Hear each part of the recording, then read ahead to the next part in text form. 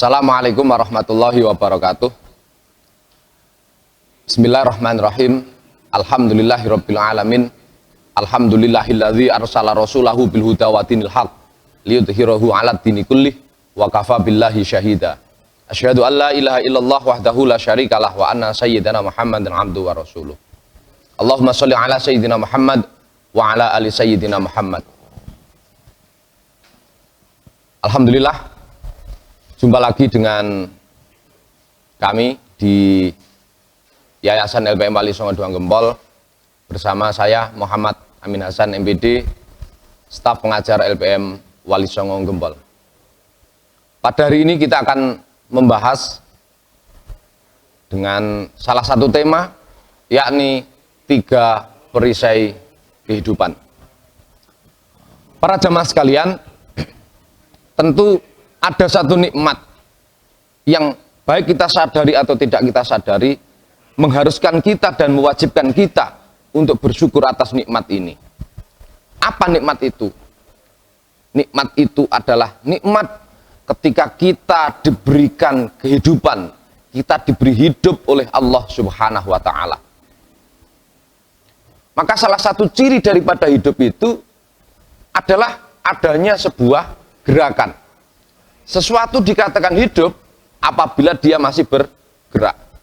Apabila sesuatu sudah tidak hidup atau dikatakan tidak hidup, tentu adalah dia sudah tidak bergerak dalam hal apapun.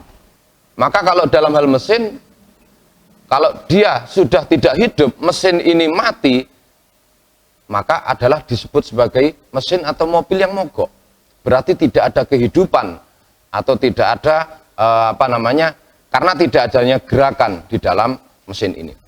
Sama halnya dengan manusia, disebut dia masih hidup karena dia masih bergerak. Nah, tugas kita sebagai manusia yang bergerak ini apa? Tugas kita sebagai makhluk yang diberikan nikmat untuk bergerak ini apa? Tentunya kita oleh Allah dikarunia hidup ini untuk memanfaatkan seluruh potensi yang diberikan kepada kita untuk bergerak, untuk berbuat, dalam bahasa agama disebut untuk beramal. Maka tentu karena kita ini diperintahkan untuk selalu bergerak, maka ada seorang yang mengatakan bahwa sesungguhnya hidup ini adalah pergerakan, hidup ini adalah perubahan, hidup ini adalah perbuatan. Nah, garis besarnya adalah intinya dalam kehidupan ini adalah kita merangkai amal, merangkai kegiatan-kegiatan, dan kegiatan-kegiatan inilah yang sesungguhnya sudah dipandu, diberikan panduannya oleh Allah melalui Al-Quran, hadis, ijma, maupun qiyas para ulama. Nah, maka harus kita sadari, apapun yang kita lakukan, sesungguhnya ini adalah bernilai ibadah di hadapan Allah jika kita niati dengan beribadah. Maka karena kita ditakdirkan atau dikodratkan hidup ini untuk bergerak, maka bergerak inilah disebut sebagai perbuatan, dan perbuatan ini adalah namanya amal. Ada 3 amal yang oleh Rasulullah dikatakan sebagai amalan yang sangat dicintai oleh Allah. Nah, dan ternyata 3 amal yang disebutkan Rasulullah ini adalah menjadi ciri, adalah menjadi implementasi daripada pribadi yang takwa kepada Allah Subhanahu wa Ta'ala. Maka pribadi yang takwa itu adalah salah satu pribadi yang memiliki karakter yang melekat pada dirinya. Maka 3 hal yang oleh Rasulullah SAW disebut sebagai amal yang utama ini, yang pertama adalah as-sholatu ala waktiha, sholat tepat pada waktunya. Ini perisai utama yang harus kita pegang teguh, bahwa sesibuk apapun kita, jangan sampai melupakan sholat. Serepot apapun kita, jangan melupakan sholat. Lebih-lebih sholat ini bisa kita lakukan tepat di awal waktunya. Para jemaah sekalian, tentu ini bukan hal yang mudah. Tidak semua orang yang bersongkok itu kemudian bisa melaksanakan sholat tepat pada waktunya. Kadang-kadang ketika kita juga sibuk dengan urusan dunia, kadang-kadang sholat ini tidak kita pikirkan.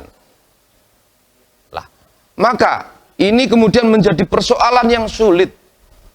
Sholat ini menjadi persoalan yang sulit, yang memang benar apabila betul-betul kita bisa melaksanakan dengan baik, pahalanya sangat tinggi, tetapi implementasinya sangat sulit. Kalau kita tarik ke dalam dunia pendidikan, kira-kira kurang apa sebuah sekolah mencanangkan supaya anak-anak ini bisa melaksanakan sholat dengan baik, melaksanakan sholat secara benar, dididik agama, diikutkan dengan majelis-majelis, dididik sedemikian rupa. Tapi faktanya masih banyak di antara mereka yang belum bisa melaksanakan kewajibannya itu. Maka sesungguhnya ketika sholat ini sudah kita penuhi dengan baik, otomatis akan menjadi benteng yang paling kuat, yang tidak akan bisa menggoyahkan kita dalam situasi dan kondisi apapun. Yang kedua, qala summa ayun ya Rasulullah. Apakah yang kedua ya Rasulullah? Yang kedua kata Rasulullah, qala summa birrul walidain.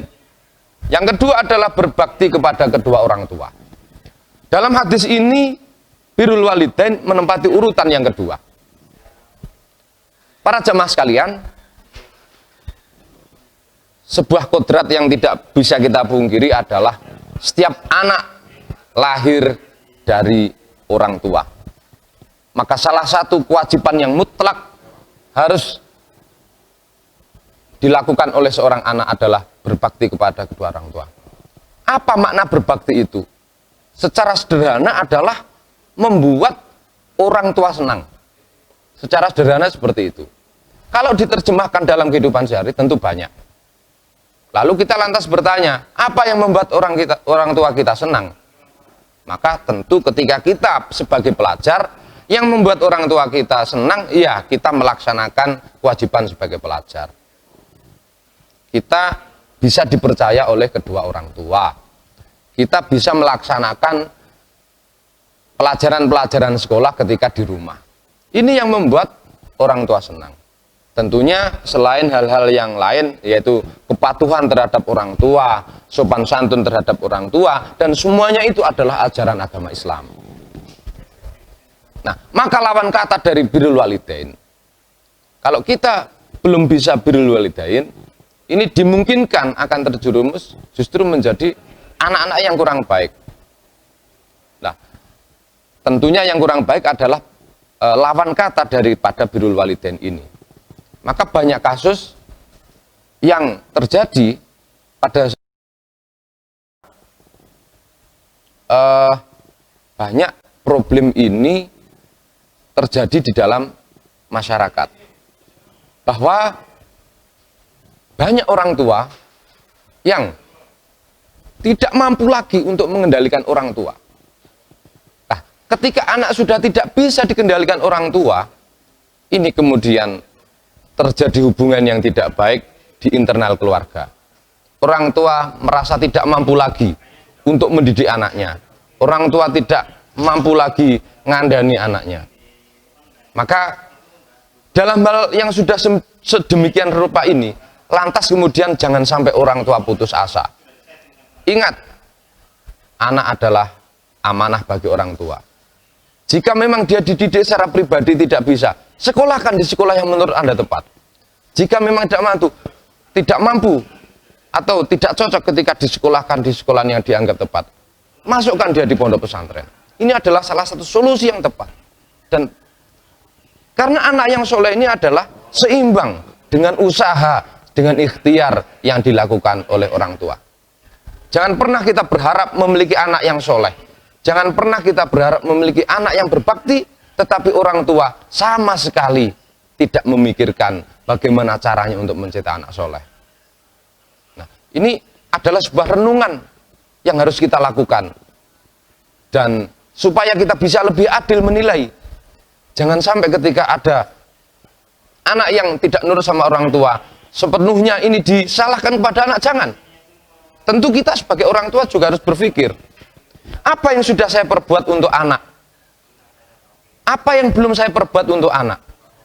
sehingga prinsip keadilan dalam rumah tangga ini bisa terjalin dengan baik. Masing-masing melaksanakan tugasnya sesuai tupoksinya. Anak juga demikian. Maka nanti akan terjadi hubungan harmonis. Dengan sendirinya, anak akan melaksanakan kewajibannya, yakni berbakti kepada kedua orang tua. Nah, setelah melaksanakan sholat tepat waktunya, yang kedua berbuat baik kepada orang tua. Ini bahkan banyak contoh yang sering kita lihat bahwa kunci kesuksesan sesungguhnya bagi seorang anak ini adalah ridhonya kedua orang tua.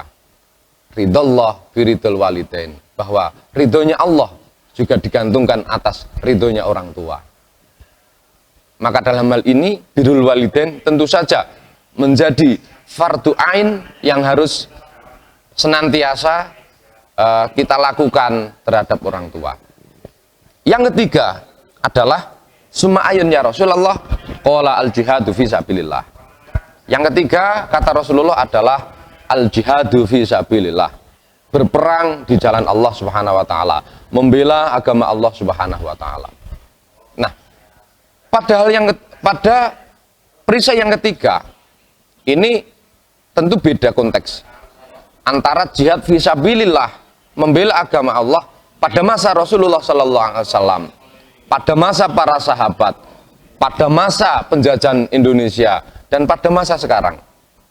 Maka banyak literatur yang mengatakan bahwa sesungguhnya jihad itu juga masih ada harapan kita menjadi para pejuang-pejuang atau jihad itu tadi. Apa?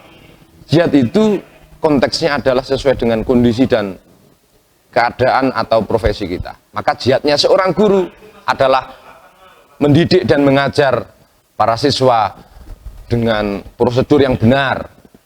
Jihadnya seorang kepala rumah tangga adalah mencari nafkah yang benar.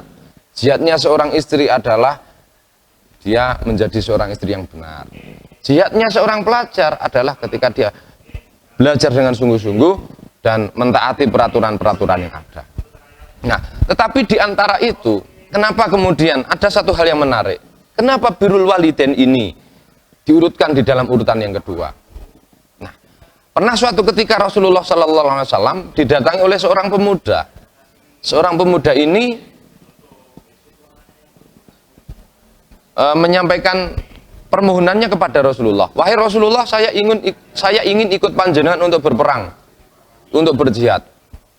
Maka Rasulullah mengatakan kepada pemuda tersebut, wahai pemuda, apakah kamu masih punya orang tua? Maka kata pemuda tersebut, iya wahai Rasulullah, saya masih punya orang tua.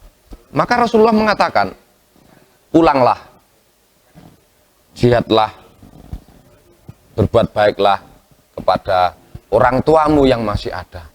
Maka dalam hal ini sesungguhnya jihad pun ketika tidak ada izin atau restu dari orang tua itu juga tidak dibenarkan. Maka birrul walidain sekali lagi adalah unsur yang sangat penting yang tidak boleh kita abaikan. Apapun kita sebagai seorang anak, sebagai seorang pelajar yang masih punya orang tua, tentunya jangan pernah mengabaikan sedikit pun kedudukan orang tua yang memberikan kita banyak fasilitas, memberikan kita kesempatan untuk bisa mengenyam pendidikan hingga saat ini.